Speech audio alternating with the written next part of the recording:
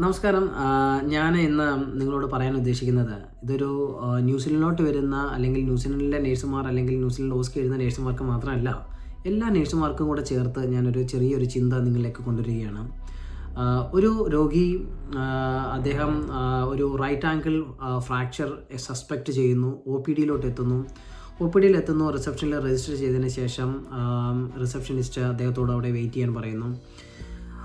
പെട്ടെന്ന് തന്നെ ഒരു നേഴ്സ് ചിരിച്ചുകൊണ്ട് അദ്ദേഹത്തിൻ്റെ പേര് വിളിച്ച് ഒരു ക്യൂബിക്കിളിലേക്ക് കൊണ്ടുപോവുകയാണ്.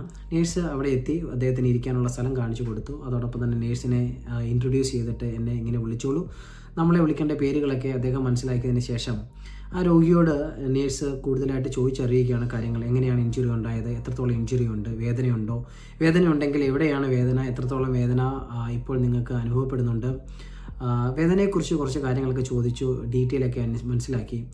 രോഗിയോട് പറയുന്നു, ഞാൻ നിങ്ങളുടെ കുറച്ച് നമ്പേഴ്സ് ചെക്ക് ചെയ്യാൻ പോവുകയാണ്, ഞാൻ നിങ്ങളുടെ വൈറ്റൽ സൈൻസ് ചെക്ക് ചെയ്യാൻ പോവുകയാണ്, നിങ്ങൾ ഓക്കെ ആണോ, നിങ്ങൾ ഈ ഒരു പൊസിഷൻ നിങ്ങൾ കംഫർട്ടബിൾ ആണോ, ആണെന്ന് പറയുന്നു. പെട്ടെന്ന് തന്നെ വേദന ഉണ്ടെന്ന് എനിക്കറിയാം എന്ന് പറഞ്ഞുകൊണ്ട് അവർ ആ രോഗിയുടെ വൈറ്റൽ സൈൻസ് ചെക്ക് ചെയ്യാൻ തുടങ്ങി. രോഗിയുടെ വൈറ്റൽ സൈൻസ് ചെക്ക് ചെയ്തു. നിങ്ങൾക്കെല്ലാം അറിയാവുന്ന പോലെ temperature, pulse, respiration, blood pressure എല്ലാം കഴിഞ്ഞു. ബ്ലഡ് പ്രഷർ ചെക്ക് ചെയ്തുകൊണ്ടിരുന്ന സമയത്ത് മോണിറ്ററിൽ തെളിഞ്ഞു വരുന്നുണ്ട് രോഗിയുടെ ബ്ലഡ് പ്രഷർ എന്ന് പറയുന്നത് ഏകദേശം 88/45 ആണ് കാണിക്കുന്നത്. പെട്ടെന്ന് തന്നെ നേഴ്സിൻ്റെ മുഖം ഒന്ന് മാറിയിട്ട് നമ്മളെ പേഷ്യൻറ്റിനെ നോക്കിയിട്ട് ചോദിച്ചു, നിങ്ങൾ ഓക്കെ ആണോ? ഓക്കെ. നിങ്ങൾക്ക് നേരത്തെ എന്തെങ്കിലും ബി പിയുടെ പ്രശ്നങ്ങൾ എന്തെങ്കിലും ഉണ്ടോ? ഇല്ല. വേറെ എന്തെങ്കിലും ഫാമിലിയിൽ ആർക്കെങ്കിലും എന്തെങ്കിലും പ്രശ്നമുണ്ടോ? ഇല്ല, ഒരു പ്രശ്നമില്ല. ശരി, നിങ്ങൾ എന്തെങ്കിലും മരുന്നും എല്ലാം കഴിക്കുന്നുണ്ടോ പ്രത്യേകിച്ച്? ഇല്ല, ഞാനൊരു മരുന്നും കഴിക്കുന്നില്ല. പെയിൻ്റെ വല്ല മരുന്നും കഴിച്ചായിരുന്നോ? ശരി, ഓക്കെ, ഇന്ന മരുന്നാണ് കഴിച്ചത്. ഓക്കെ, നിങ്ങളുടെ BP കുറച്ചാണ് കാണിക്കുന്നത്. ശരി, ഞാൻ ഒന്നുകൂടെ ഒന്ന് ചെക്ക് ചെയ്യട്ടെ എന്ന് പറഞ്ഞ് BP ഒന്നുകൂടെ ചെക്ക് ചെയ്യുകയാണ്, പേഷ്യൻറ്റിനെ കുറച്ചുകൂടെ കംഫർട്ടബിളായിട്ട് ഇരുത്തിയിട്ട്. അപ്പോൾ ഒന്നുകൂടെ BP ചെക്ക് ചെയ്യുന്നു. BP ചെക്ക് ചെയ്യുമ്പോൾ കുറച്ചുകൂടെ നല്ല BP വരുന്നു. ഏകദേശം ഒരു 100/65 കിട്ടുന്നു. അപ്പോൾ തന്നെ നേഴ്സ് ചിരിച്ചിട്ട് പറയുകയാണ്, ഓക്കെ, നിങ്ങളുടെ BP കുറച്ച് ബെറ്റർ ആയിട്ടുണ്ട് ഇപ്പം. എന്നാലും ശരി തന്നെ, നിങ്ങൾ എത്രത്തോളം വെള്ളം കുടിച്ചു? ഇന്ന് നല്ലതായിട്ട് വെള്ളം കുടിച്ചോ? നല്ലതായിട്ട് വെള്ളം കുടിക്കുന്നുണ്ടോ? ഒരു ദിവസം എത്ര വെള്ളം നിങ്ങൾ കുടിക്കും? കുറച്ച് നല്ലതായിട്ട് അധികം വെള്ളം കുടിക്കണം. നിങ്ങൾ അങ്ങോട്ട് തിരിഞ്ഞു കഴിഞ്ഞാൽ അവിടെ റിസപ്ഷൻ്റെ ഭാഗത്തായിട്ട് കുറച്ച് വെള്ളം ഇരിപ്പുണ്ട്. അറ്റ്ലീസ്റ്റ് ഒരു 2 to 3 ഗ്ലാസ്സസ് വെള്ളം ഇപ്പം കുടിക്കുക, ബാക്കി വീട്ടിൽ ചെന്നിട്ട് കുറച്ചുകൂടെ നന്നായിട്ട് കുടിക്കണം. അതോടൊപ്പം തന്നെ നിങ്ങൾക്ക് എപ്പോഴെങ്കിലും തല കറക്കമോ തലവേദനയോ എന്തെങ്കിലും ബുദ്ധിമുട്ട് അനുഭവപ്പെടുവാണെങ്കിൽ ഞങ്ങളോട് പറയാനും മടിക്കരുത്. ഓക്കെ. ആ നേഴ്സിൻ്റെ പുഞ്ചിരി കാരണം ഒരു പക്ഷേ രോഗിയുടെ വേദന കുറഞ്ഞിരിക്കാം. എന്നിരുന്നാൽ കൂടി പേഷ്യൻറ്റിനെ കൃത്യമായി മനസ്സിലാക്കിയിട്ട് എന്താണ് സംഭവിച്ചത് അതിൻ്റെ ഒരു അസസ്മെൻറ്റ് ഈ വൈറ്റൽ സൈൻസ് ചെയ്യുന്നതോടൊപ്പം തന്നെ അത് കൂടുതലായിട്ട് ചോദിച്ചു. പക്ഷേ പേഷ്യൻറ്റിന് ഒരു ഡൗട്ട് വന്ന റീഡിങ്ങിൽ അത് ചോദിക്കുന്നുണ്ട്. പേഷ്യൻറ്റിനോട് നേഴ്സ് ചോദിക്കുന്നു, are you feeling okay, any dizziness or light headedness, how much fluid you have had already today, any history of low blood pressure or anything, are you on any medications. എല്ലാ ക്വസ്റ്റ്യനും തന്നെ അവരുടെ proper അസസ്മെൻറ്റിനെയും അവരുടെ safety സ്ക്രീനിങ്ങിനെയാണ് പുറത്ത് കാണിക്കുന്നത്. അതുപോലെ തന്നെ ഒന്നുകൂടെ ആ BP റിപ്പീറ്റ് ചെയ്യുന്നു. They are repeating the BP correctly after short test or short rest. ഒരു സമയം ഒരു മിനിറ്റ് അല്ല 2 മിനിറ്റ് പോസ് കൊടുത്തതിന് ശേഷം ആ BP 100/65 എത്തിച്ചപ്പോൾ ആ നേഴ്സിൻ്റെ മുഖത്തുണ്ടായി പുഞ്ചിരി. Okay, now I am relaxed.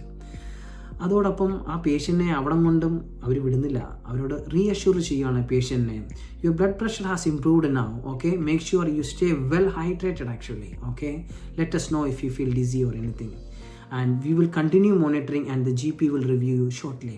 ആ പേഷ്യൻറ്റിനെ സേഫായിട്ട് ഹാൻഡ് ഓവർ കൊടുത്ത് അവർക്കൊരു കംഫർട്ടബിൾ പൊസിഷൻ കൊടുക്കുന്നു. ഇവിടെ ആ നേഴ്സ് എന്തൊക്കെ നല്ല കാര്യങ്ങളാണ് ചെയ്തത്.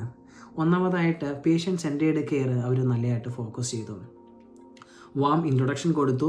നല്ലൊരു റാപ്പോർട്ട് ഫസ്റ്റ് 30 സെക്കൻഡ്സിനുള്ളിൽ തന്നെ അവർക്ക് ബിൽഡ് ചെയ്യാൻ സാധിച്ചു. പുള്ളിക്കാരുടെ communication throughout the time may be 5 to 6 minutes spend ചെയ്തപ്പോൾ റെസ്പെക്റ്റ്ഫുൾ കമ്മ്യൂണിക്കേഷൻ ആയിരുന്നു. നല്ല രീതിയിൽ ചിരിച്ചു, നല്ല രീതിയിൽ അഡ്രസ്സ് ചെയ്തു, അവരോട് കാര്യങ്ങൾ വേണ്ട പോലെ സംസാരിച്ചു. പേഷ്യൻ്റെ പ്രോബ്ലംസ് എല്ലാം വളരെ നല്ല രീതിയിൽ പറയുന്നത് ആക്റ്റീവായിട്ട് അവർ ലിസൺ ചെയ്തു. അതോടൊപ്പം തന്നെ പേഷ്യൻറ്റിനെ കൂടി ഈ അസസ്മെൻറ്റ് ഭാഗമാക്കാൻ അവർ ശ്രദ്ധിച്ചു. They are involving the patient in the assessment. അതുകൊണ്ട് മാത്രമാണ് എന്തൊക്കെയാണ് മെഡിസിൻ, പേഷ്യൻറ്റ് സെൻറ്റേർഡ് കെയർ കുറച്ച് ക്വസ്റ്റ്യൻ ചോദിക്കുന്നു, പേഷ്യൻറ്റിൻ്റെ പെയിൻ അസസ്മെൻറ്റ് ചെയ്യുന്നു. വൈറ്റൽ സയൻസിനോടൊപ്പം തന്നെ 2-3 കാര്യങ്ങൾ അറ്റ് എ ടൈം അവർ ചിന്തിക്കുന്നു, ക്രിട്ടിക്കലി തിങ്ക് ചെയ്യുന്നു, ഒന്ന് മാറി ഒന്ന് എങ്ങനെയാണ് എന്നുള്ളത്.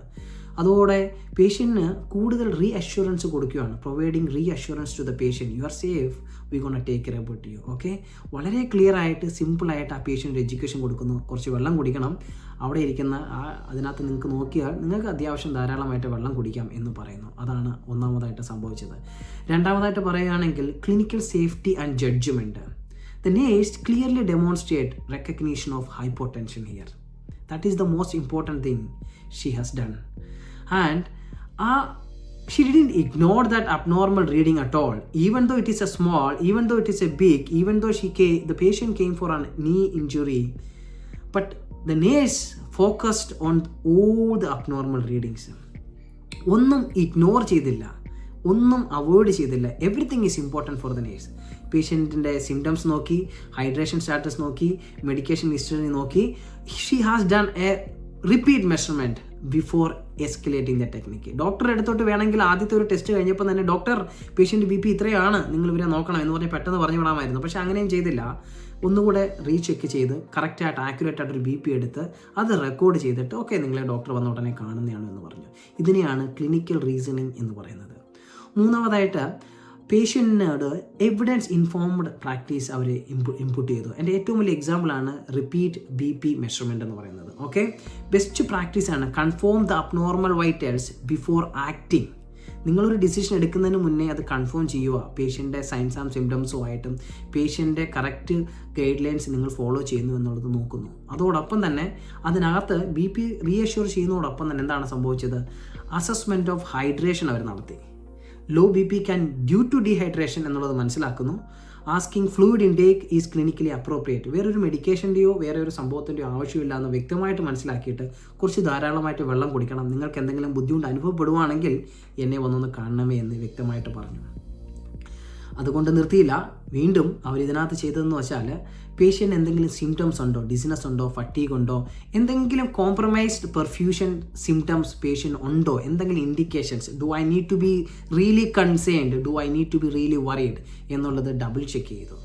പിന്നെ നോൺ ഇമ്മീഡിയറ്റ് എസ്കലേഷൻ ടെക്നിക്ക് ഇവിടെ അപ്ലൈ ചെയ്തു. അതായത് പേഷ്യൻ്റ് എസിംറ്റമാറ്റിക് ആണ്, BP ഇംപ്രൂവ്ഡ് ആയി രണ്ടാമത് ചെക്ക് ചെയ്തപ്പോൾ patient is asymptomatic, so patient is okay to handle by having some എന്താ പറയുക ഫ്ലൂയിഡ് ഇൻടേക്ക് കൊണ്ട്.